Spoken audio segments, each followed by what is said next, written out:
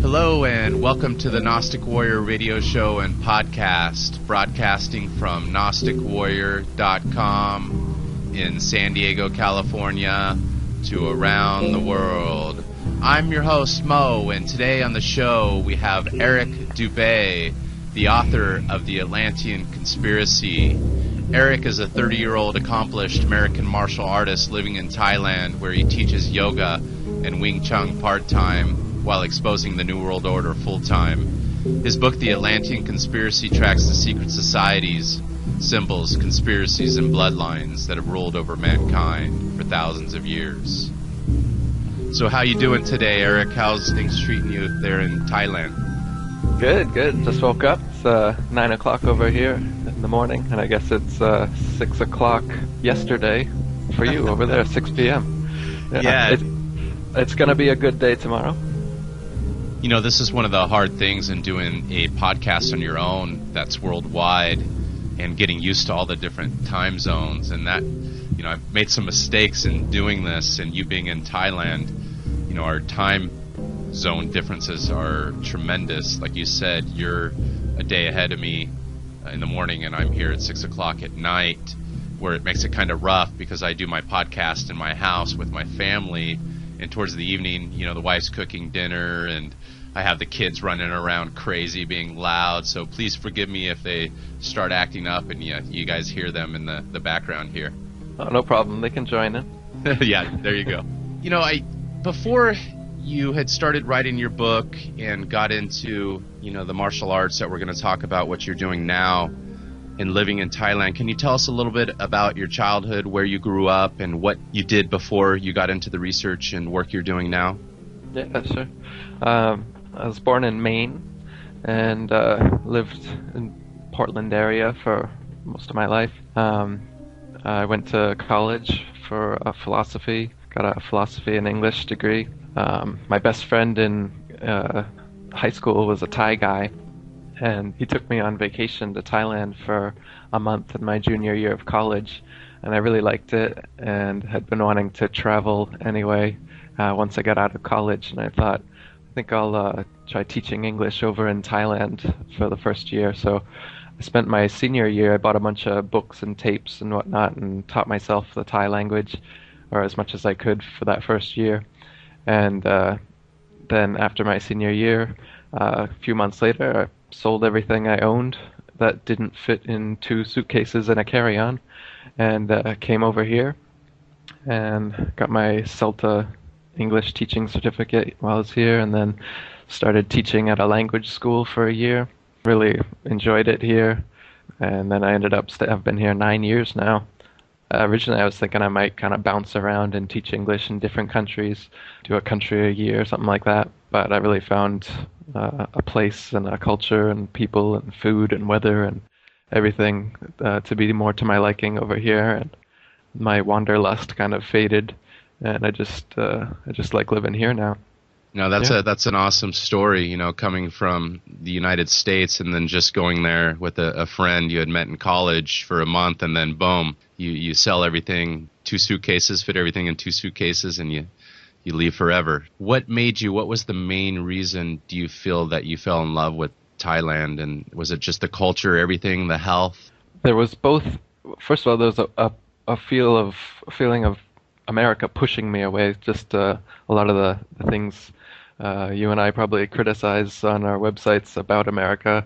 I didn't have a coherent sense of it at that time so much, but it was more of a feeling, and having explored other cultures a little bit, I felt like there were other ways to live life, and other ways that life was being lived elsewhere that I'd never experienced, and I wanted to find out. And so when I came I've traveled a little bit to Laos and Cambodia. I've been to Bermuda and the Caribbean with my parents. I've been all over North America. I still haven't been to Europe or Africa or several other places, but I found a pace of life that I like over here. Eventually, I'd like to move out to the countryside. There's beautiful mountains and islands here. Right now, I'm still in Bangkok, which is nice for a city, but it's definitely not a city boy.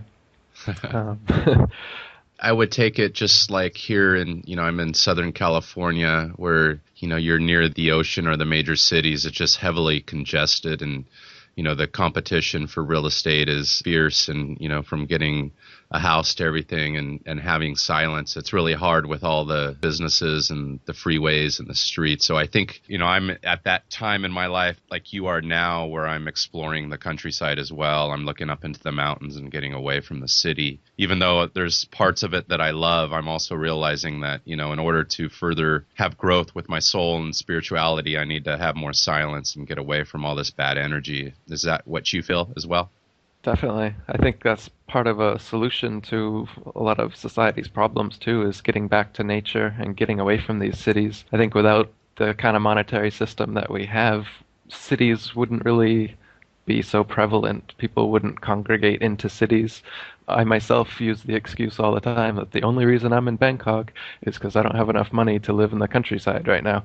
And I wonder if a lot of people are the same way. They're living in cities because the only feasible work that they can really do is here in the cities, when their soul would like to have a little homestead somewhere, grow their own food. I've been watching a lot of tribal videos and different things. And people, their lifestyles it's a lot slower. It's a lot different. You can't just go out and buy some clothes. You got to sit there and make it or trade it or whatever. But this day and age, I mean, all you got to do is be a farmer or have some trade that are skilled at enough that you can trade your goods with other people. I think living in that kind of style is much more what we're supposed to be doing. I feel like we're living in a false state of being, like just cities in general. Like I said, I don't think. Imagine if barter and trade were the only type of economy. I don't think cities would really exist. Yeah. And I think that this goes along with, of course, the work that you're doing now, with your book, The Atlantean Conspiracy, and exposing the global elite from Atlantis to Zion. I assume that money plays a big part in this control. And us even writing about it, we're under the same grips and the same chains that everybody else is. Definitely, yeah. Can't escape it. Like I said, I wish I could, and maybe it's kind of an excuse because I know plenty of people do. They just go out in the countryside, homestead, just build a place. I was watching a video of some guy living without money for years now. It is possible, but it's hard. Yeah. No, I think it's just a plan, just like you had the plan in writing your book and doing what you did there in the Philippines and leaving the United States. It's just kind of planning it. And I think, where you are at and I'm at personally is just kind of planning it in our head, and eventually we'll make it happen because that's what we do with our lives. Exactly. And it's, I think we need to get back to that. And I see our society eventually getting back to that way of life, but it's going to happen once this world is ended, whenever that's going to be. And again, we'll talk about some more of that. I want to go back a little bit to Thailand before we get into your book, because you escaped the United States, and then I, read on your blog and read this before a couple of years ago in regards to the military coup that had happened there in 2006. And, you had said it was a rigged election. And then there was several demonstrations in 2007 and 2008. And then, of course, now we're seeing these same things happening. So it seems like you went to escape the New World Order, but you found them again in Thailand, right? Definitely. Yeah, exactly. Yeah, it's just a different version of it over here, but a lot of similarities to what's going on all over the world. Kind of like the false color revolutions they've been talking about in Egypt and other places. That's kind of the model that they use here. It's officially a democratic monarchy over here, which is, I guess, what like it is in England. But to me, that's a paradox, because you either have a democracy or you have a monarchy, and you can't really have either, or you can't have either. So what they do is they have a parliament, and everything goes through the parliament. But if anything passes parliament and the monarch doesn't want it to pass, they have veto power over everything the parliament does. So essentially, it's a monarchy with the facade of democracy underneath it, like a WWF style politics, just like in America, the Republicans and Democrats. Over here, what you got is the red shirt Democrats who are loyal to the Thaksin Shinawatra, the old prime minister, and the yellow shirt royalists who are loyal to the monarch, the king of Thailand. And they play off of each other constantly. And the current protests are that as well, where you've got the yellow shirts doing a protest somewhere one day, and then the red shirts come out and they all get mad at the yellow shirts and do some similar thing. And it's just like, it's divide and conquer at its best. They literally wear the shirts and they of one color and protest against the other people. Meanwhile, most of Thailand is neither. The perception is that everybody must be a red shirt or a yellow shirt, but the vast majority, probably 90+%, don't identify themselves with either. But if you watch the mainstream Thai news or whatever, you'd think everybody must have picked a side at some point here. Yeah, that's kind of funny because I remember when I first started, I was really anti-voting and anti-establishment growing up here in America. I grew up a punk rocker, and I really didn't vote. I thought everything was a joke, even though I didn't know what I do now as far as the knowledge and the research into the global elite and the controllers and so forth. I always knew, but when I started voting, everybody was asking me what I was, and I was like, I'm just going to vote for the president who I feel is representing me. And then, no, you're a Republican or you're a Democrat. No, you're a damn liberal, I was just like, you know what I mean? And so I could relate to that. But again, I ended up leaning towards a party just to answer people because I felt like I had to join them. And so I was part of that mind-controlled little slave mentality as well, even though I was breaking out of the mold. So this is definitely part of the propaganda that they used and use so well here in America. And it goes from, I'm sure, red and yellow shirts, and then it's going to go on to the micro level from there. And soon the Thai will forget who they were and where they come from and their religion and so forth, which is the whole goal, right? It's interesting. Yeah, they do seem to want you in a little group so that they can prop up a new puppet as part of that group every 4 years, and you'll just vote that way instead of maintaining your critical faculty, not joining a group and looking at each candidate as an individual. But even beyond that, even each candidate as an individual, I look at it that there's nowhere in the world that we can go that there's not a country, that there's not a government. And every government does the same thing where they force compulsory tax upon their population. And politicians, soldiers, all government workers, their paychecks come from that tax money that the population is forced to pay. So in other words, all government workers are criminals. Their money is coming from that the population is forced to pay. If I don't want to pay tax, the IRS will shake me down, they'll seize my bank account, I'll be put in jail. They're going to get that money, and then that money goes towards their paychecks. So no matter how libertarian or how benevolent a political candidate is, if they're getting paid by the money that the population is forced to pay them, I don't see how anyone in that field could genuinely be for my interests if they're stealing my money. Do you know what I mean?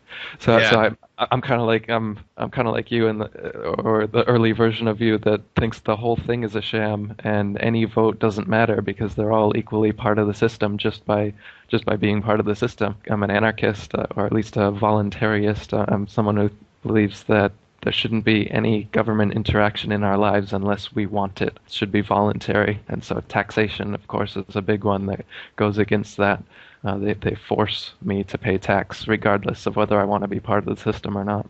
Yeah, and I think that, of course, goes back to Jesus and give to Caesar what is Caesar and God what is God's. I think they pretty much told us flat out what the deal was back then. Yeah, death and taxes. They want us to know. There's only two things that are for sure.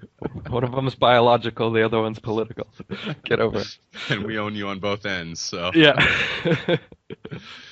So how do you describe the philosophy of your book, The Atlantean Conspiracy, exposing the global elite from Atlantis to Zion? Obviously, there's a connection here from A to Z that I love that you make. Can you tell us a little bit about your book, Eric? Yeah.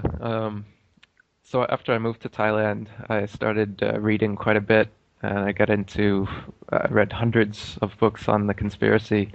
David Icke and Alex Jones, Paul Watson, Jim Marrs, Michael Tsarian, all those guys. I was reading all their stuff, and I got to the point where I just realized, like, wow, there's literally like a millennial long conspiracy of sorts that's been going on.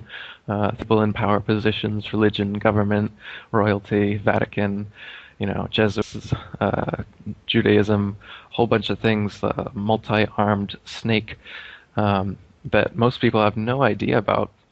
And I just felt this responsibility basically after I'd put so much of my life into researching, figuring it out. I felt like I need to do something with this knowledge. I can't just keep it to myself. So that's when I got to work writing a book.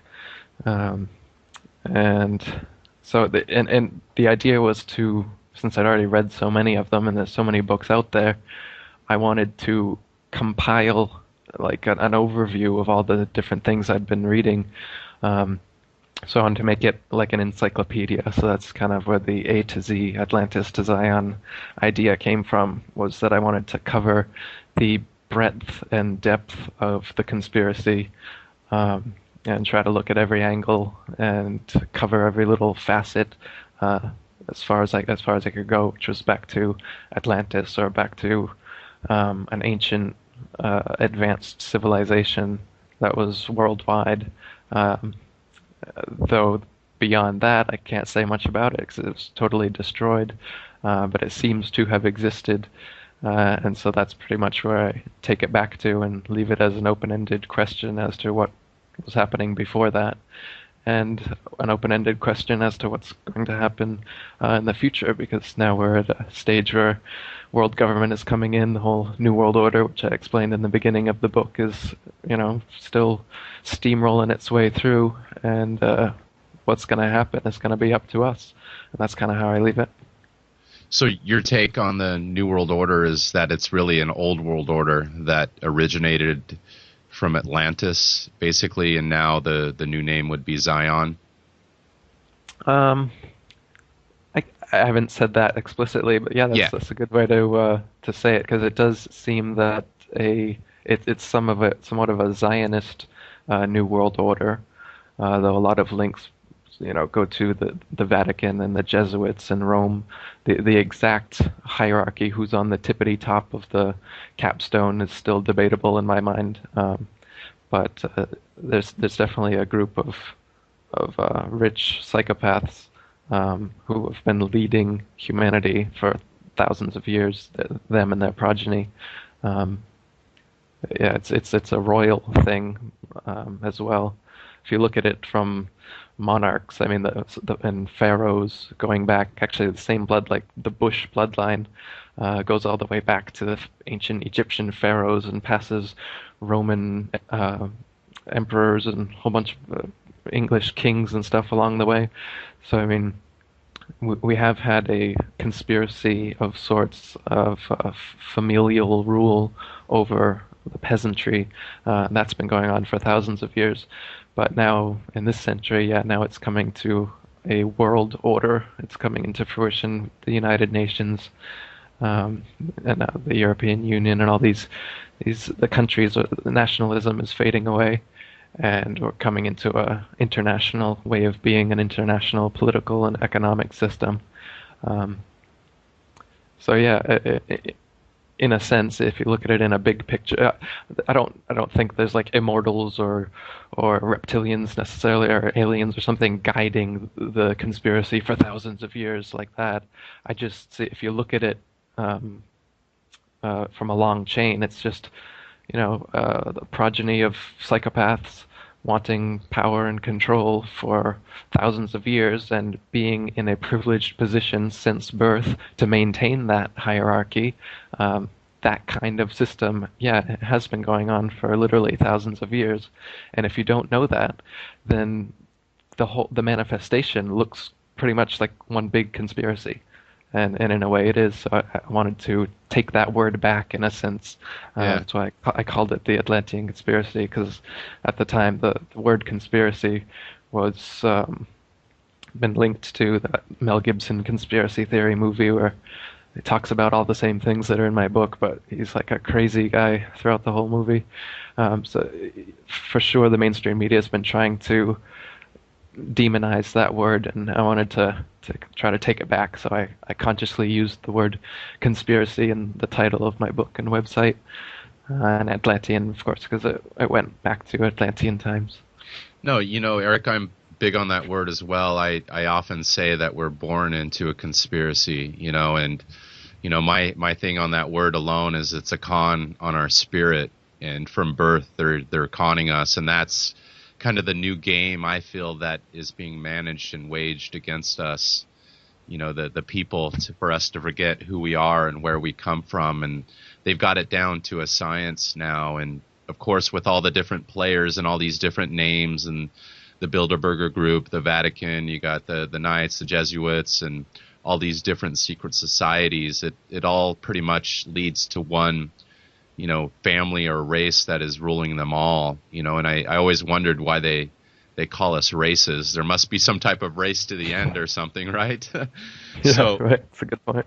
yeah, and if you look at the formation of the United States of America, it allegedly is a democracy and, the land of the free. But if these presidents now, such as George Bush, that you say are related to, all these English kings and back possibly to pharaohs and so forth, then it was probably a conspiracy from day one. And if, George Washington was a Freemason laying the first cornerstone of this country, it's pretty obvious that there is a conspiracy and that it's probably related to some type of royal family that is ruling over us. When you say that, you call these psychopaths, I studied history as like you have as well, and there's been some crazy psychopaths that have managed and governed over the people over the course of the last few thousand years, where, some of them are actually spoken about in the Bible. And I wouldn't say that they're psychopaths. To me, they were leading their people, and part of that is leading their race. And it always seemed like it was one race against the other, or one race wiping out that race, or one royal family kind of wiping out the other royal family. And in the interim, the people, which would be us, always kind of get caught in the crossfire, or we're just brutally wiped out when they're done with us. And in the past, that was often just, guillotines and having their soldiers released on us and, cutting off our heads, where now it seems that they're managing us a little bit more humanely. We're not getting treated like the cows that we're treating now in the slaughterhouses, but it's a little bit more humane. Do you feel that's true, or do you feel that any type of rule over the people that is not not willing or free will is psychopathic? Yeah, I think you're right about that.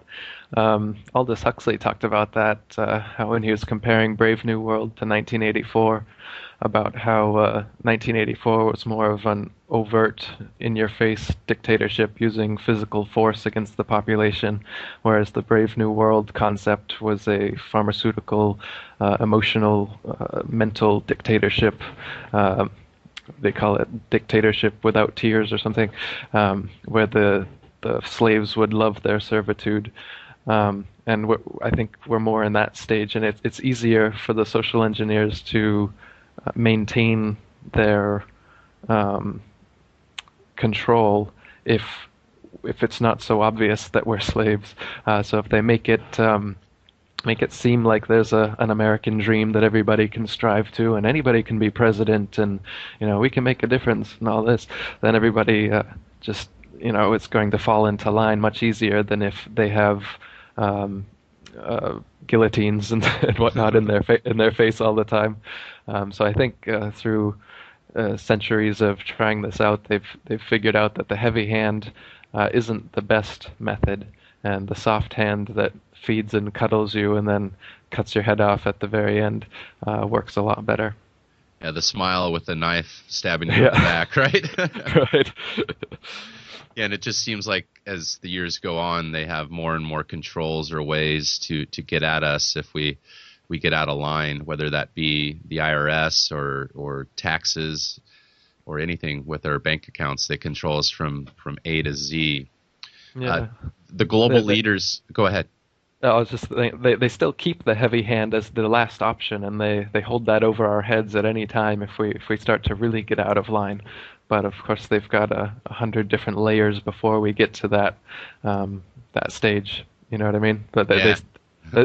I'm sure they'd still break out the guillotines if they had to. I agree, and sometimes I think some of these you'll see these big media guys that are all of a sudden die, or they, you have a guy that leads one of the leading, alternative news websites, all of a sudden has a heart attack outside of a restaurant. Another guy, his car all of a sudden speeds down the road and hits a tree, and then Sure. of course all these conspiracies go around, and you could just see they're probably just sitting there going, "Yep, you're next if you step out of line." So it seems like, as far as we're concerned on the lower level bloggers and podcasters and, writing our books, hey, just they're leaving us alone for the most part. But when you get big and you're out there with millions of viewers and so forth, then it's a different ball game. And that's when you'll probably and maybe get that heavy hand if you don't listen to some of those smaller slaps in your face. Yeah, and they've got and they of course they don't use guillotines or traditional, they don't just come and shoot you or anything. They use these kind of new technologies that you're talking about to get the job done, because then it becomes a mystery and a conspiracy in and of itself. So they have directed energy weapons that can kill people from afar without you knowing, and they can hack into the car's computers and shut them off remotely and other things like this. So when you assassinate somebody in this style, obviously it's a much smarter way to do it. You can sit back and laugh and create the news and even create the speculation, and everybody just is there with the mystery, and the effect is exactly what you want anyway. It's like I was saying, they don't use the heavy hand necessarily right away, but it's there if they need it, and when they hit somebody off in one of these ways, in everyone who's watching its mind, they're like conscious mind. They won't believe it, but in the back of their mind, they'll be like, yeah, it's possible. Maybe they did kill him. And that thought, that little mysterious thought in the back of their minds, the effect that has is that they're probably not going to step out of line. They're not going to think outside the box. They're going to just go along with whatever they've been told, because subconsciously, like Bill Hicks said, they know that all these people, the Jesuses, the Gandhis, and whatever, get him out of here, shut him up. We can't have him saying these things. We all kind of know that. But when somebody comes out and tries to show like the conspiratorial connections between all of their deaths and show that yes, each one of these people has been assassinated, then it's like, no, that's crazy. You're crazy. Yeah, and I think they know, just like, you have 9/11, you have the Kennedy assassination, where they're still talking about it in the news, and more big people are coming out saying that, it was a conspiracy and there was more shooters. And then, of course, 9/11, where you have some heavy hitters in America, whether they be in the media or actors, people in Hollywood, speaking and saying it was a conspiracy. In the end, it's like, who's going to end up proving it? So here we have the Kennedy assassination, 40 years later, still no one could prove anything. So I think they have shown that they could pretty much do things on national TV, have it done, and no one's going to ever figure it out or come to a complete conclusion, because they are the ones that control the conclusion. Right. They control the officialdom of whether or not this conspiracy has or has not been debunked or has been accepted or whatnot. And until some mainstream news channel or something, or some, until it's popularly, I mean, I think it's something like 92% of Americans don't believe the official JFK story. So I mean that's overwhelming majority. But what the nature of conspiracies is such that you can easily prove that the JFK assassination isn't as the official story tells you. That's what you can prove. That's undebatable, right? It's undebatable that the story is not that there was a lone shooter from a book depository. What I mean? I don't think anybody is going to try and uphold that. Even the magic bullet. I don't think anybody believes the magic bullet theory anymore. But to get to the very bottom of it, like who was the one that or who were the ones that pulled the trigger, who gave them the order, were they CIA, were they Jesuits, all these kind of things. That is always going to be open to speculation. What isn't is that it's not as you were told. I think that's what's more important than getting to the exact, who did what. It's more important that we understand who didn't do what, or what we've told isn't what's really happening, and that creates in us a responsibility to at least explore what might have happened, because it is pretty easy to prove that what we were told about 9/11 isn't what happened, and what we were told about JFK isn't what happened. Yeah, So if you just go along to get along, even though you know that that's not what happened, but you just, I'm too lazy to figure out what really happened, well then, you're what's that quote? The only thing evil needs to flourish is for good people to do nothing. right. The only thing that ignorance needs to flourish is for smart people to shut their minds off, stop researching, and accept the official version of history. So you don't need to get to the very bottom of it and figure out the super truth of every nugget. I mean, I've been trying that for years. It gets tiring after a while to just to try and figure out what the exact truth is of all you've been lied to about everything. Just start there. That's you've been lied to about everything. You have to independently research and verify anything that you thought might be true. And if you can't verify it, then just stay in that muddy area, in between area of not really knowing, and be satisfied with that, because nobody really knows anything here. We're living inside of a physical system that we can never get out of, and like Gödel's incompleteness theorem states, anything within a system cannot fully know that system. So there's no way that you, me, or any of us are ever going to figure out the big question, the big everything, no matter how many books you read or how long you sit in meditation or whatever you do. As long as we're part of this system and we're in our physical bodies and we're here living this lifetime, we're not going to get to the 100% nitty-gritty truth. What if we were, Eric? Maybe there's some kind of trigger in place by these global elite that there is a rule that's in place that if we do, or someone does figure this out, that the game's over. Maybe there's so all this research, because you and I know, you were just talking about that, when you start researching into these things, whether it be Kennedy, 9/11, or all these conspiracies, it's really hard to come to a conclusion. You could be spinning your wheels literally for the rest of your life on one of these subjects, and I think they realize this as well, and right. They use these conspiracies against us and put us out there. Hey, go research that, Eric. Yeah, go spend it. Go waste your time on that one. Yeah. So yeah, they can make it up in 10 seconds, and then you'll spend 2 years trying to figure out if it's real or not.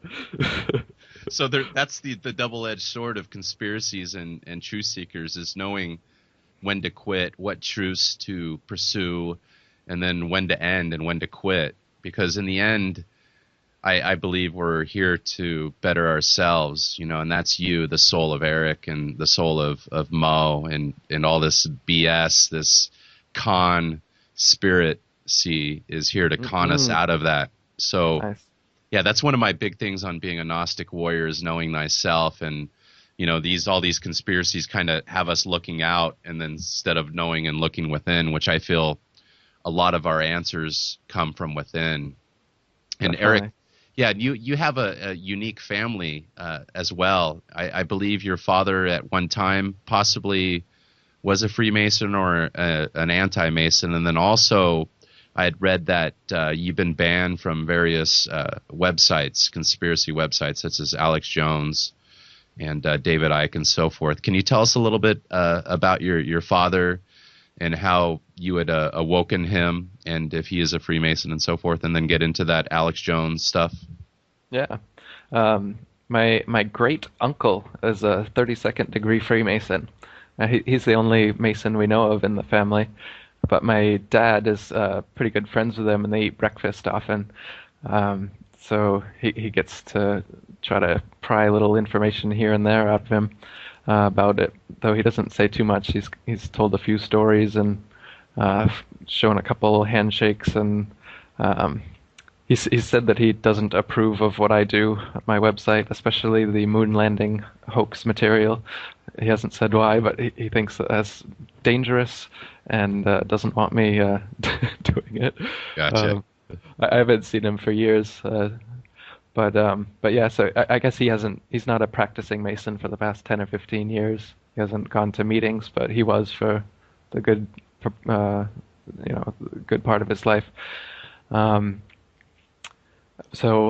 my dad, though, yeah, when I first started researching all this, I wanted to share it all with my dad, and I was telling him all this stuff. And I think, like anybody, when you first start figuring out that you've been lied to about everything, you're not very good at teaching other people Communicating, about huh? it. Yeah, you're not good at communicating it with other people, and I was no exception. I basically alienated him to the point that he didn't talk to me for a couple months He because thought every his son time. was crazy. Yeah, and every time we talked, I was just going off on ranting about whatever I was researching and how, oh no, this isn't the way you've been told, blah blah blah. I'm sure I was hard selling him way too much on the whole conspiracy thing, but I was just so into it I couldn't help myself. Um, so then eventually he came back around and he's like, "All right, tell me about this loose change movie you're talking about." I was big on that 9/11 movie at the time, and decided to watch that loose change movie, and right, we actually like watched it together online. I was like this on Skype, and while we were watching it and talking about it as it was going on, and by the end of it, he had a paradigm shift. He's like, I gotta start looking into this, and he started doing his own research, and now he's just like me. He sends me emails all the time, and we talk on Skype all the time about. He listens to all these different. He probably listens to your show. He listens to more conspiracy audio than I do. He's a bus driver, so he has a lot of time on the road and stuff. He's listens to things on his iPod. Um, but oh yeah, like I've talked before about how I made videos in a book about Freemasonic hand signs. My dad loved that, and he started waving using Freemasonic hand signs out the window of the bus. He was doing this one that I showed in a book where they put their ring finger and middle finger together and then splay out the index finger and pinky finger. And he just started waving to everybody like that. And he got 3 Masons approached him separately since doing this. One of them asked him what lodge he was in, and he's BSing him. He's like, "Oh, the local lodge." He's like, "Oh, right here in Portland." He's like, "Oh yeah." The guy just kind of stood him. He's like, "You're not a Mason." He's like, "No, I'm not." But it was funny because he just wanted to test it out because I'd written a book about how they use these hand signs to wave to each other and recognize each other in public. Actually, I had a chance to do it myself too. I was teaching at it's called the Provincial Electrical Authority here in Thailand, and one of the big wigs came down to meet me and say hi to all the employees that were in my class. And I noticed he was wearing a big Mason ring, and so when he came over, I gave him a little squeeze on the knuckle, as is tradition of a low Mason to do to a higher ranking Mason. And he kind of looked at me and then smirked, and then went on to talking to the class. And then as he's leaving, I gave him a wave, and he actually waved to me using that same hand sign and kind of gave me a wink. That was funny. So my great uncle is a Mason, but he doesn't really say much about it. Just that he's 32nd degree. He's told us a couple fraternity like stories about how like one that he tells us how they'd tell you you're going to get branded, and they'd show you a hot iron and have you pull the cheek of your pants down. I think you're blindfolded for it as well. And at the last second, they even hold the brand right up to you so you feel the heat. And at the last second, they switch it to an ice cold one and hit you with the ice cold one on your butt. So they do. It's very there's a lot of weird, funny rituals like that they do. But yeah, as far as devious stuff, he never divulged any devious goings on inside the lodge or anything really noteworthy, except for kind of playful things like that. There may be, and he's just not telling, but I really don't know. Yeah, and your what are your thoughts on regards to the lower level Masons? You know, the 32nd and below. Do you feel that they aren't told anything anyways, and just kind of used in this conspiracy, even though they might have goodwill, that they're used for whatever whether that be money or just getting things done in the community, more on that level? Well, I think so, because 33rd degree Freemasons like Manly Hall and Albert Pike said so in their books, that was exactly what they did with the lower level Masons. Basically, have you ever heard of getting the third degree? When somebody asks you a bunch of questions, or when they're scolding you, have you ever heard that referred to as getting the third degree? Yeah. So like to get or when you are at the third degree of Masonry, they ask you a lot of pointed questions, and I think there's an essay that you have to write as well. And based on your answers, they decide, the World Headquarters of Freemasonry decides where you go on the scale, basically. And I don't know the questions or exactly what happens, but I think that it's like a moral test, and they grade you morally. And if you're deemed to be of a certain moral character, then you'll be told that you're being promoted to blah blah degree, and then there you'll stay. And if you're of another moral character, they'll say you're promoted to such and such degree, and there you'll stay. And they'll give you gradual promotions throughout your indoctrination to make you feel that you're always going up. But I think that only people of a certain character, which I would call psychopaths. I think at the top levels it's psychopaths, and they're looking for fellow psychopaths. And if you prove to be a manipulative, cold, malicious person, then you'll be in the inner circle. Otherwise, you'll just always stay in the outer degrees, even though they'll claim to keep you rising as you go. Yeah, and I was possibly thinking, along the lines of the presidential bloodlines and kings and pharaohs and so forth, that possibly this 33rd degree would relate to bloodlines, meaning if you don't have a specific bloodline, you're never going to reach that 33rd degree. But if you do, of course, you possibly could reach it, but that doesn't automatically get you in the door.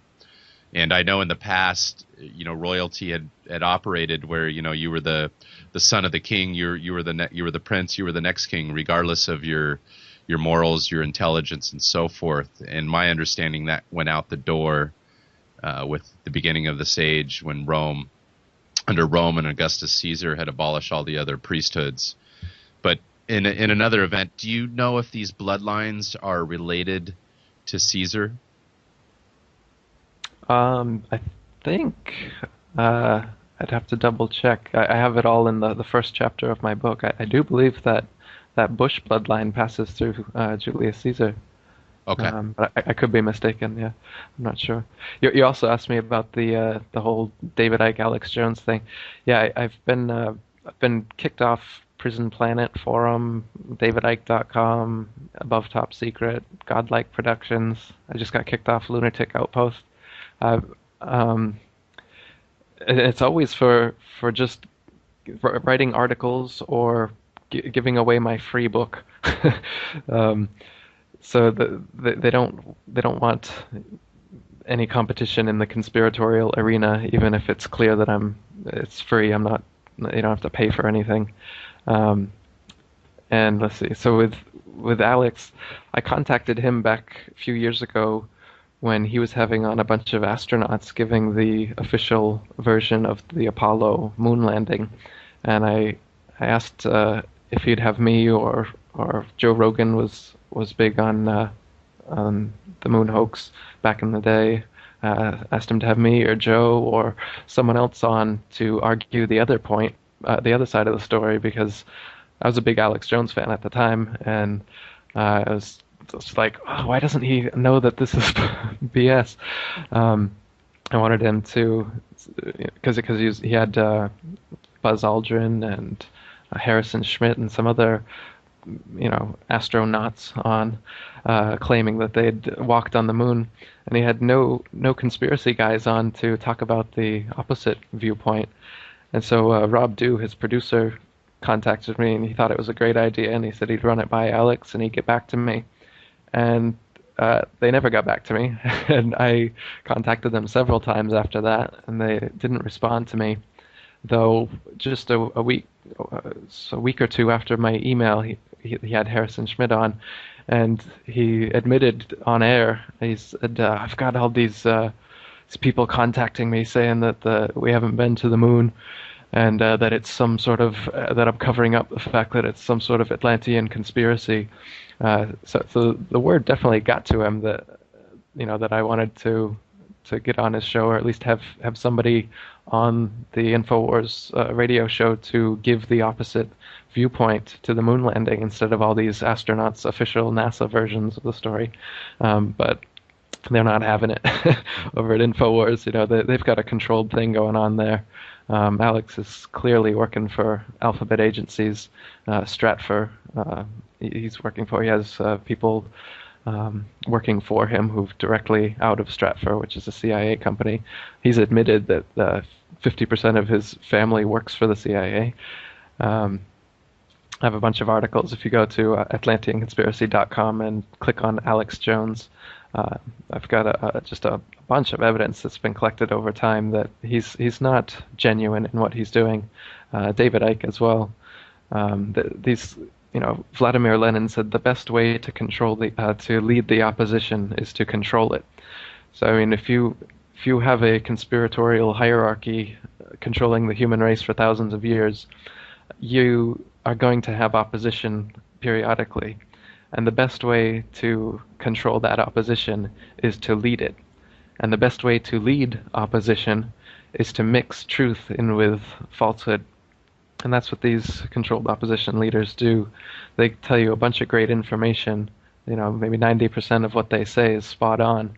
But then there's a 10% which is leading you down the garden path towards nowhere. For instance, with David Icke, he's got great information. I agree with most of what he says.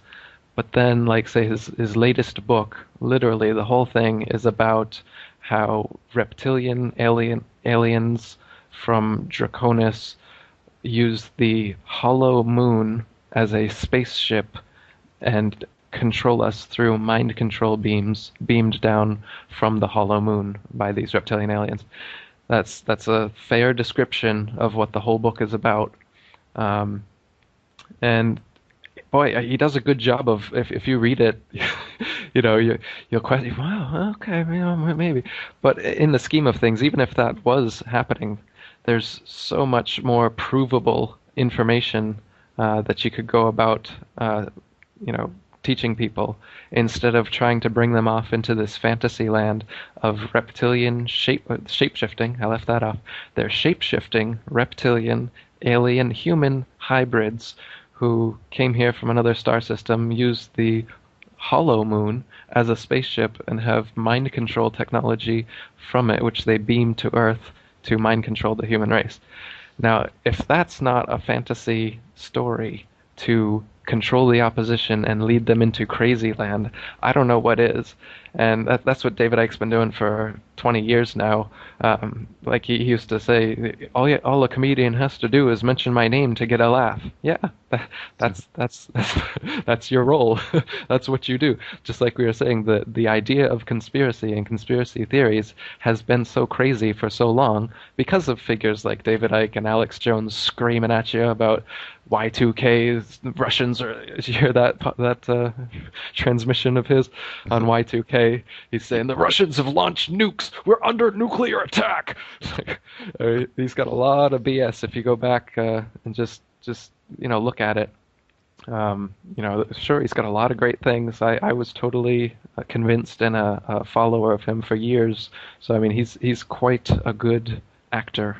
Yeah. But he is an actor, and if you doubt that, I challenge anyone to type in Alex Jones crying on 9/11 when 9/11 happened. He's on air, pretend crying, going, "Oh, the beast is upon us, the beast of Revelations," and then like as he's fake crying, he has to come to a commercial break, and he quickly gets out of it. He's like, "Oh, Aaron, can you play Renegade music? We're gonna okay.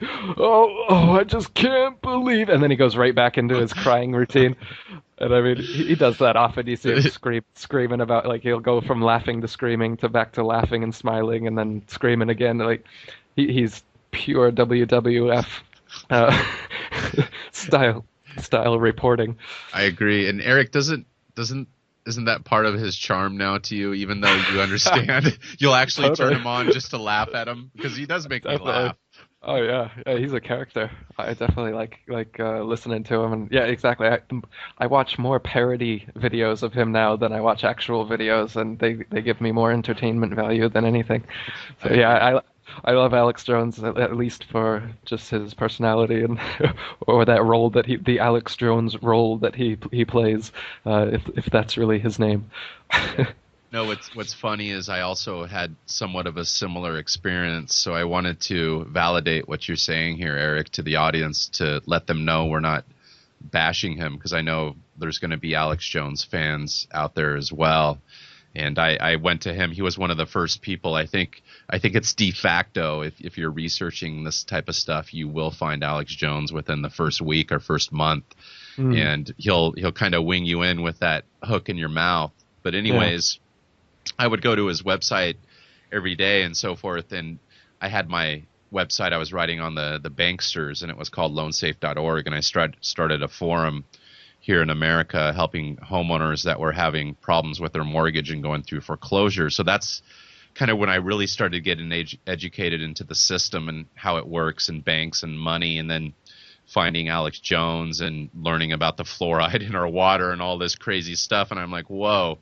And he definitely had me hook, line, and sinker. So being a blogger on my website and writing articles, I started researching some things on my own. In China, I'd written a couple articles. One was baby soup. Chinese eat dead babies. And it was an article about how the Chinese have this custom, or a certain backcountry custom, where they eat aborted fetuses in a soup type thing. And I wrote on it, and I found a bunch of information to validate what I was saying. He posted the article, and then I wrote another article on their one-child policy and what it was doing to their country. And then my last article was on how the CIA was implanting this DNA-altering killing drug into the cocaine supply. And that one really got a lot of hits and fanfare, but the comments were really cryptic, in them, and saying, hey, the last guy that wrote about this, we never saw him again, and all this. But anyways, literally the day from then on, I was never allowed on Alex Jones again. My IP was banned. When I would send in articles, they would never get approved. And basically, I was just nothing to him anymore, where before I was kind of like in contact with his staff, and then they banned me. So when you see this happen, I'm a somewhat intelligent guy. I go, well, I got banned because of the information I was providing. It stepped over the line. Yeah. And sure enough, and it happens over and over again. You're not the only one. I mean, people have contacted me for years now with this same, versions of this exact same story, because that's what they call it a honeypot. They use to bring the bears in. Alex is a conspiracy honeypot, like you said. You'll see him after the first week, and you'll start to believe in what he's doing, at least enough to contact him, and this is what happens. Then they have you, and they'll bring you into the fold, very much like masonry or something. They'll bring you into the fold if you prove useful and toe the party line. But if you go outside the controlled opposition party line at all, well, then you have to be cut loose, and you're no longer useful, And now we disavow, like MI6 or something. Disavow. This will self-destruct. Yeah, that's what they do to us now. Instead of like cutting our head, they just ignore us, ban them. Little flies on their ass, right? Yeah. This podcast will self-destruct in 5 seconds. What's interesting, when I was researching, Eric, I found some information that there's actually a Freemasonic site, masonic.info, that has put your father on their anti-Mason hit list. Yeah. Can I'm actually on that site as well. I've been targeted by the same guy. I forget his name, Ed King or something. Is that his name? I think that's his name. That guy, yeah. Can you tell us a little bit about that and what's your thoughts on this? Yeah, I've had a few death threats from Masons over the years that I've been doing this. But this one, yeah, that's a funny one. This guy's got a website. I think he's from Maine too. Masonicinfo dot something, and like the biggest part of the website is just this huge list of, what do they call it? The anti-Mason hit list, I think they call it. And so it's created by Masons, and it's a list of people who are critical of Masonry, like myself and my father, in the public eye, and they even call it a hit list. But so they have everybody's name, and then they'll put a little paragraph of why they're crazy, basically, under it, because from the Masonic perspective, anyone that's critical of Masonry must be crazy. And so then they have these paragraphs of trying to, and they totally straw man myself. I can't remember what the paragraph was, but they claim that I'm, crazy in ways that I'm not crazy. And that's an easy way to get people that are less intelligent out there. Once they see that, they start believing, hey, Eric's this crazy guy. Yeah. I actually had a master Mason.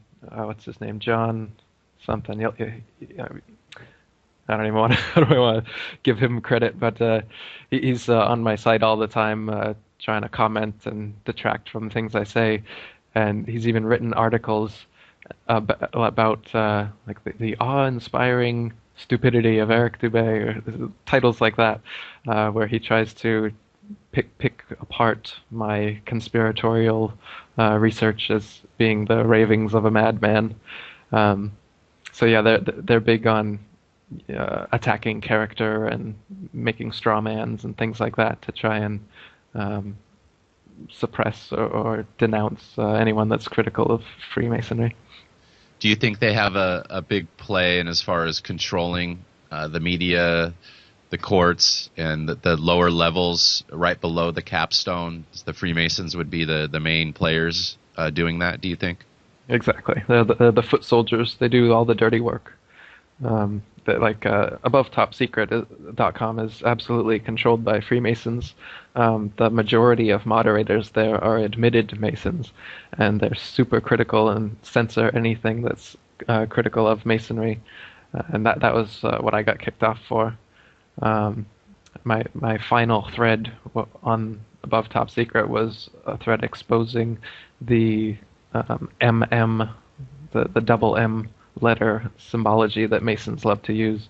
You'll notice that the letter M for Masonry or MM for Master Mason is used over and over again, and I was just posting all the research I'd done in that, and I've been posting there for over a year now. They let me post my free book and everything. That wasn't an issue until when I posted this thread. Suddenly, all at once, they gave me, they're supposed to give you several warnings or something before they ban you. So all at once, they gave me all my warnings and my banishment, and just came up with all these old threads that hadn't even been active for, several months, and said, oh, well, this violated something that it didn't violate, whatever. And then they kicked me off. And it's clear that it was because of what I was exposing. So they were censoring pretty much. They censored the first few posts in it, the opening posts, for no reason whatsoever. And it was a admitted Mason moderator that did it. And being on there, I was on that website for hours and hours every day for a year or two, and I got to know the work schedule of the Masons there. There were literally 2 to 3 Mason moderators online for 8 hours a day, and then someone else would come on for another 8 hours, and someone else for another 8 hours. So 24 hours a day, they have Mason moderation going on there. So that's another honeypot where they, everyone finds that right away. You type in any conspiracy subject, and that's the biggest conspiracy forum on the internet. So you're going to get sucked into that, thinking it's genuine, and it's going to take a lot of your time and energy before you figure out. Like hundreds and hundreds of people have commented on my website. Again, you can go to Atlantean Conspiracy, click on above top secret, and you'll see I've got almost 500 comments from ex above top secret people who've been kicked off of there for the same thing. You just, there's, like I said, with controlled opposition, there's a certain realm of information that you're allowed to talk about, and you can say whatever you want about fluoride in the water and certain things. But if you touch on certain subjects, you're not going to get too far. Certain subjects about, say, Masonry, about Zionism, about the Jesuits, about Judaism. There's certain about the Holocaust, about the moon landing. There's certain subjects like this that are just really touchy, and they don't want anyone getting on to them, and they'll censor and ban you, and they won't give you any reason for it, and it'll be up to you to figure out why. And when it happens over and over again from these controlled forums, you start to see the thread.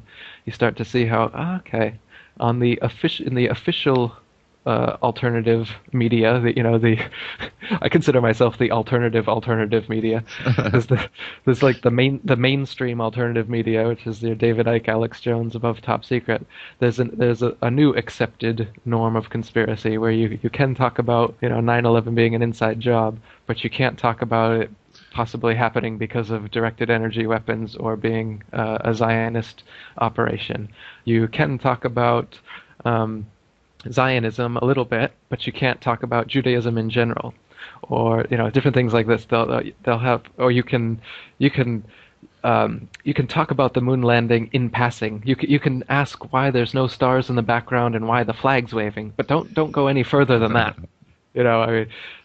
There's an accepted realm of truth, and then there's no land, and anybody who dares tread quickly finds out that there is an alternative media out there of people who've been kicked out of the alternative media, and they're now trying to scream from the fringes. Yeah, it's either they just went back to silence in their day jobs and are sitting in silence, or they're like us with our blogs and podcasts, right, making no money and right. So yeah, no, I like that term, the alternative, the AA. So I think we could start our own movement. I think it's about everybody on my Skype list. There's about 30. You're 30. Oh, you're my 33rd podcast. So, and what's funny is that all the people in my Skype list are just people such as yourself, because I never used it before. I never had a need until doing these podcasts where we do them around the world, and everybody's in different time zones, and the recording these conversations is a lot easier via Skype. But it's great. have this power list, so I think I have the AA already built, brother. So yeah, we got to make the 12 steps, and we'll recover everybody. Exactly. The unsecret secret society, right? There will be no bake sales or handshakes. So what do you think the end goal plan is of this global elite? What did they have planned for us?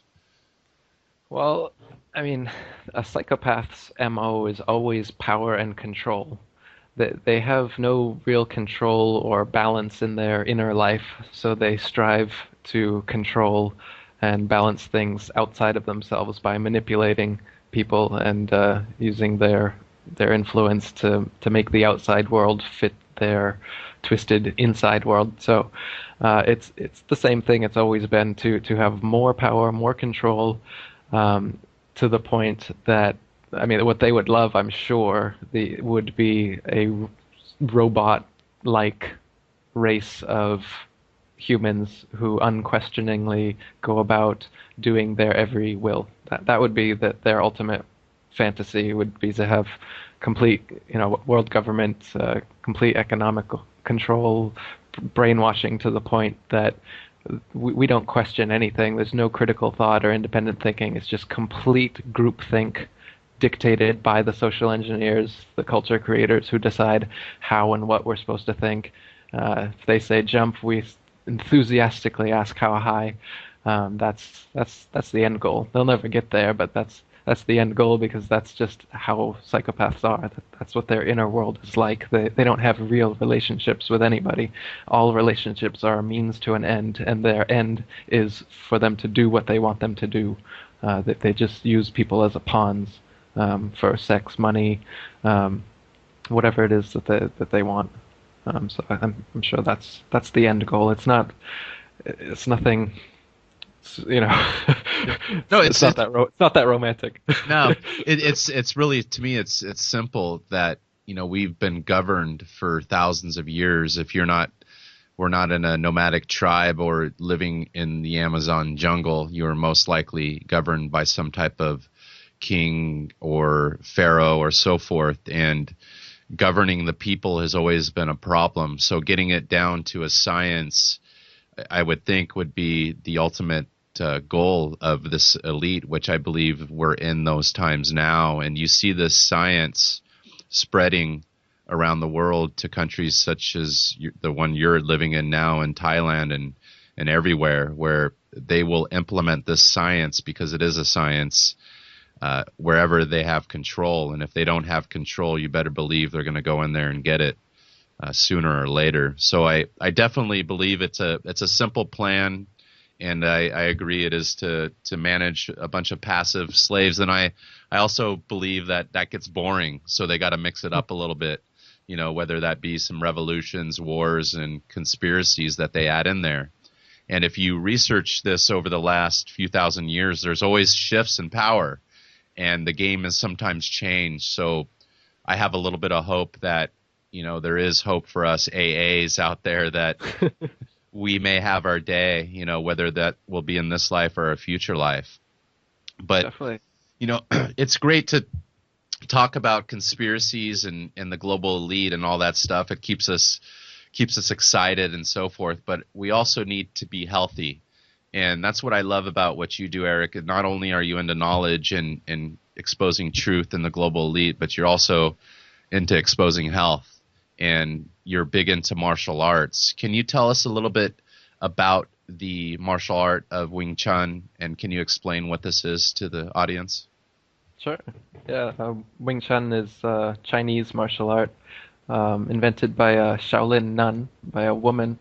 And the idea is to use the opponent's energy against them, so that a woman can defend herself against bigger, stronger, faster opponents.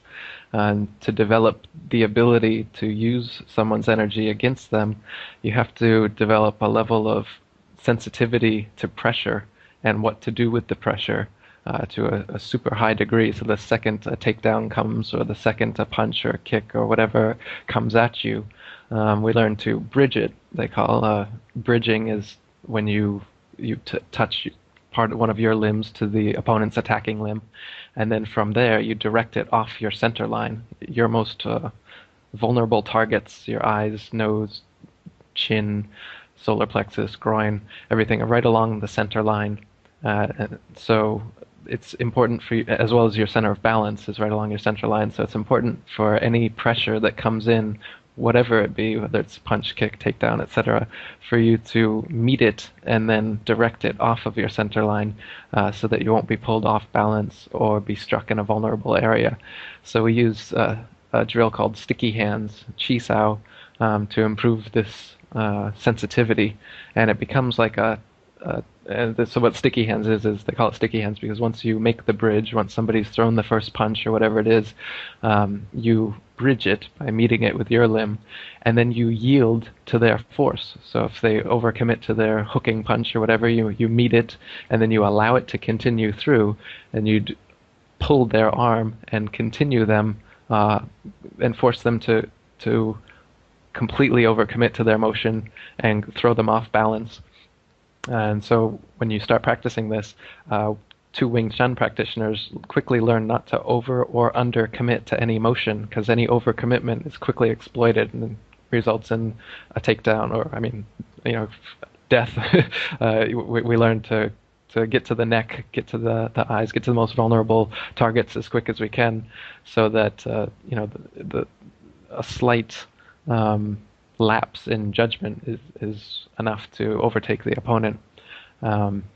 So sticky hand sensitivity, basically, I call it a two-person martial meditation in which the first person who thinks loses. If you're thinking about what attack you're going to do next, you're going to have holes that the non-thinking opponent is going to be able to attack. So any good martial artist is going to tell you when they're fighting or when they're sparring, are they actively planning and strategizing while they're there? Not the good ones. Nobody is jumping around thinking, okay, now I'm going to hook. Okay, now I'm going to do a front kick. Now I'm going to do that. If that's how you're fighting, then you're going to be split seconds behind the person who relies only on muscle memory and intuition instead of active, conscious strategizing. And by practicing with sticky hands, it shuts off your conscious strategizing mind, because every time you do, you get hit. You have to stay in a state of just open awareness, receptive, physically receptive. So like I said, the second the other person tries to punch you, elbow you, tries to pressure in on you whatsoever, you feel it, you allow it, but then you pull it more so in that direction, or push it, or whatever it is, whatever the case may be, depending on what they're doing. But you exploit it the second it happens. So you're like, it was created by a female, so you're like the female in a dance where you let the guy lead and you just follow. And as a self-defense tactic, it's perfect, because if you're a true martial artist, a true peaceful warrior, you're not going to be attacking anyone anyway. It's going to be used for pure self-defense. And so you learn exactly how to defend against any sort of pressure, be it from a takedown attack, even with weapons, be it a knife or a gun, or just your typical punches and kicks and everything. Yeah, no, I've noticed that with the training and watching you do that with other people, whether that be students you're training or other experts in Wing Chun. It seems like in any given session when you're practicing this, you're literally doing, it seems like within 5 minutes, 500 or 1,000 different kind of arm touches. So I assume that you do this day in and day out over time. It becomes intuition and second nature. Exactly. And that's where you want to get in any martial art, correct? Totally. And that sticky hand sensitivity where you're just the slightest movement, you can exploit it. So you're just feeling for the person to overcommit or undercommit to something so that you can move in or pull them back.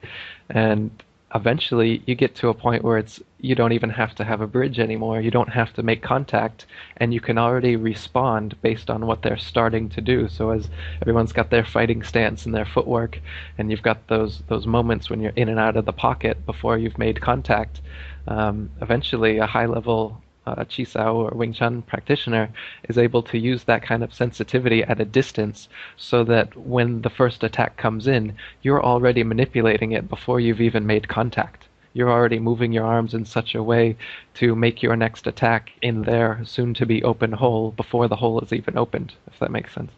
No, it does make sense. And this, when you talk like that, it reminds me of one of the best martial artists of all time, which would be Bruce Lee. Was he also a Wing Chun practitioner?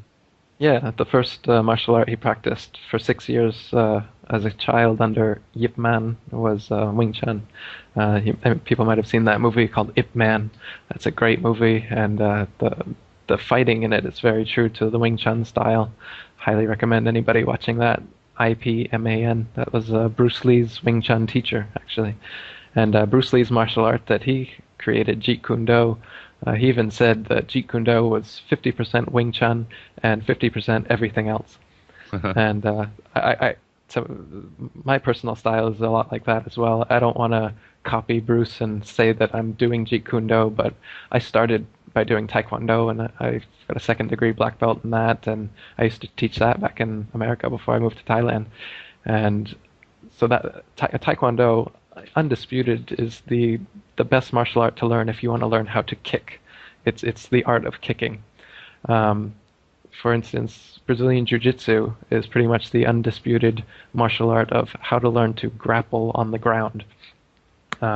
Wing Chun is the undisputed master of the trapping range, which is, and Bruce talked about there being 4 ranges. There's kicking range, and which means you can kick the other person, but you can't punch them, trap them, or grapple them yet because you're too far away for anything to reach each other except for your feet. The next range would be punching range, where you can still kick, but you can also punch now, so you've got more things to worry about. But you're not in trapping range yet, which means you can't throw elbows or knees or grapple yet. The second range is trapping range, which is what Wing Chun stays in on purpose.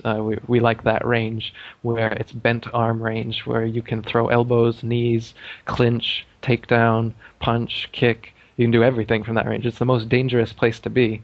That's why, like in Western boxing, the second you get to that range, the referee breaks you up. In a real fight, getting to that range is when you and the opponent are at the most vulnerable. And so when you train sticky hands, you become pretty much, you create an impenetrable wall around yourself, so that most vulnerable area becomes not so vulnerable to you, and you're going to dominate as long as you can keep the fight in that range. And so that's what Wing Chun people try to do, just like a wrestler or BJJ guy tries to go to the first range, range one. They want to keep it there, and as long as they can keep it in that range, they have the advantage. And back when I did Taekwondo, I'm always trying to keep people at kicking range only, because that's all we ever practice. And as long as it's at kicking range, I had the advantage. But now, since I've trained all of the above, it's my fighting style is more like Jeet Kune Do or MMA or whatever, in that if I'm at kicking range, I'm using Taekwondo techniques. If I'm at punching or trapping range, I'm using Wing Chun. And if I'm at grappling range, I'm using Jiu-Jitsu. And I'm going to flow in and out of them based on the opponent's attack, not based on what I want to do. A fight, there's infinite possibility of what might happen in a fight. And you have to be prepared to deal with whatever's going to happen. You never know if he's going to pick up a bottle, if he's going to do a running jump kick or takedown. You never know what's going to happen. And if you're planning and always strategizing, okay, I'm going to do this, and I'm going to take down, and then I'm going to do this, you're going to fall out of the moment, out of the infinite possibility of the moment, and you're going to fall into trying to make it the way you want it to be. And that might happen if you are a better fighter or you're stronger or faster. You could make that happen. But this Wing Chun was invented by a woman, and I think the philosophy of this, if you're going to learn a martial art, it should work against bigger, stronger, faster people. And if you're already bigger, stronger, faster than the person you're fighting, you don't need a martial art to overcome them. You're going to win anyway. So if you are going to learn a martial art, it should be in this receptive style like Wing Chun or Jiu-Jitsu or there's several other martial arts that are in this kind of receptive mode where you're not just completely imposing your will and your game plan at all times, but rather you're accepting what is in the moment and making it work for you. Instead of making your own moment, you make whatever is in the moment work for you. If that makes sense. No, it makes perfect sense, Eric. And I agree with you that self-defense, martial arts is really what most of us are looking for out there. I'm a practitioner of Hapkido, which is a Korean form of self-defense. So I'm real familiar with what you're talking about here. It deals with a lot of kicks and punches, but a lot of joint locks, and it kind of goes over the whole gamut. And then I've noticed, we also teach Taekwondo in my dojang, and when I'm fighting someone that's in Taekwondo, and I have a little of a boxing background before I got into Hapkido, so I'm more of a boxer. But I throw a little bit of it, all of it in, and that's what our master teaches us. He's 5th degree black belt in Hapkido, 5th degree black belt in Judo, so he has various arts. And he's a big believer in everything that you're saying, that you have to learn the different styles, even though you might get a black belt, whether that be in Taekwondo or Hapkido or Wing Chun. You got to learn some of those other styles to be the more effective fighter and to essentially defend yourself better in a street fight if anything was to happen on the street. So I definitely agree with you. And to people out there listening, check out Eric. You have a website for this completely dedicated. Can you give that out to the audience, Eric? Yeah, it's BangkokWingChun.com, CHUN, Wing Chun. Yeah, and what I love about that website, to the audience out there, is there's a ton of videos that Eric does for free and he puts out there where he's in, Thailand with his students, whether that be on the grass somewhere or in the studio, and he's showing you guys right there on these videos how it's done. So I definitely recommend that people that are looking into martial arts, that they look into some type of self-defense such as Wing Chun or even Hapkido and these various self-defense martial arts, because we might be coming into a time where you might need that. If there's anarchy on the streets, the kind of anarchy that Eric and I would not like to happen would be just a complete anarchism and everything goes to hell in a handbasket. That's a different type of anarchy that we're talking about. That word has been treated a lot like the conspiracy word, and they've tried to make anarchy into meaning chaos, where what it's supposed to mean is just without rulers. So there's a big difference between, in other words, in the mind of a psychopath, if we didn't have them as rulers, then it would be chaos to them. But to us, it would be. It's called nature. It's fine. We'll be okay if you guys just get out of our lives.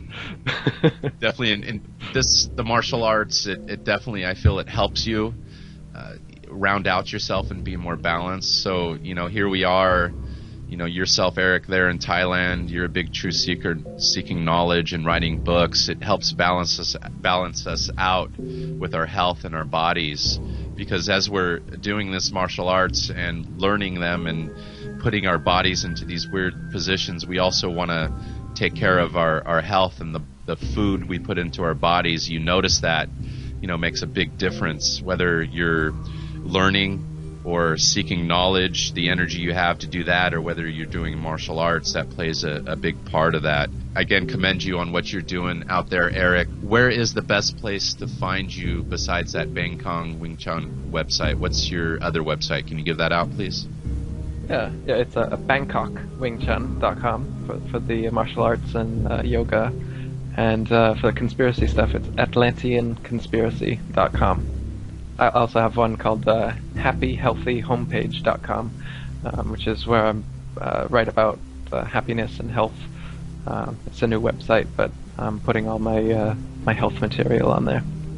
Yeah, that's cool, and I like how you're separating it. And I see that you'll of course get followers on your Atlantean Conspiracy that will find you over on the Wing Chun and follow you there, and not everybody's going to be interested in that, and that's how it works, and that's why people such as yourself and myself separate the work that we're doing. So people, we might be doing a mortgage website like myself, helping people through foreclosure that most people don't know that I do, and then I have Gnostic Warrior, but I'm not going to talk about the conspiracy and Gnosticism with a bunch of homeowners losing their homes. So right.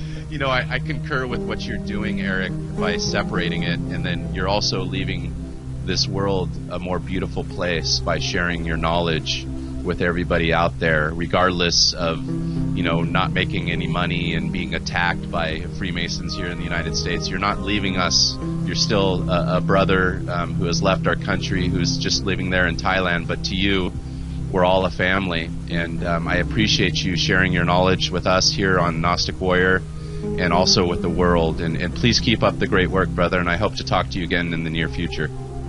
Excellent. Yeah, I had a great time. It was good talking to you. I really dig your energy.